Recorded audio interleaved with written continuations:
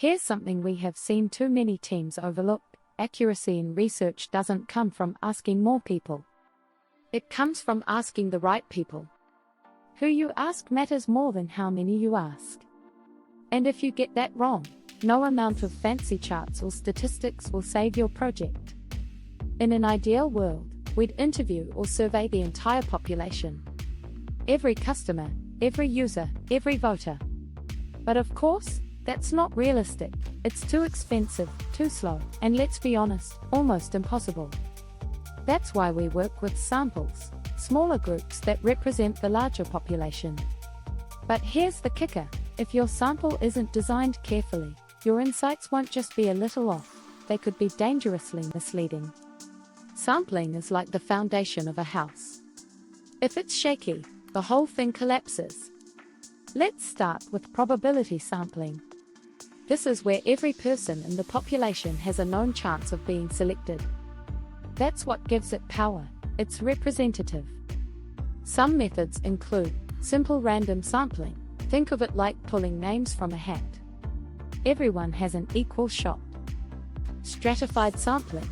Here you divide people into groups, like age or income, and then sample within each group. This ensures balance. Cluster sampling. Instead of individuals, you randomly select groups, like schools, cities, or neighborhoods. Probability sampling is accurate and credible, but yes, it's often more complex and more expensive to execute. It's the gold standard when you need findings you can trust at scale. Now let's talk about non-probability sampling. This is quicker, cheaper, but less representative. Examples include convenience sampling, talking to whoever's easiest to reach. Useful for quick checks, but risky if you generalize. Quota sampling, setting quotas for groups, like 50% male and 50% female respondents, even if the process isn't random. Purposive or judgmental sampling, picking people because they have specific expertise or characteristics you need. This approach has its place. If you're running early-stage concept tests or need niche expert opinions, it can be very practical.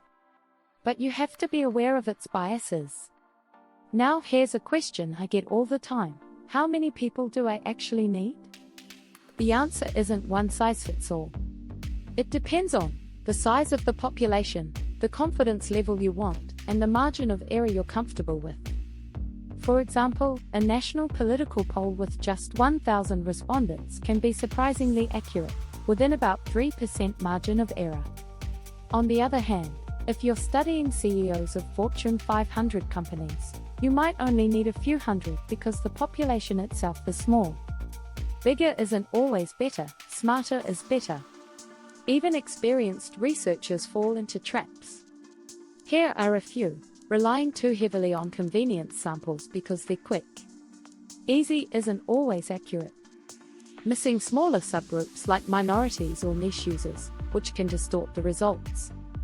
Using outdated sample frames, like contact lists from years ago, that no longer represent the actual population. We have seen projects fall apart simply because the sample wasn't updated. The insights looked polished, but the foundation was rotten. So here's the bottom line: a well-designed sample is the foundation of credible research. Use probability sampling when accuracy and generalizability are critical. Use non-probability sampling when speed, cost, or niche expertise are the priority.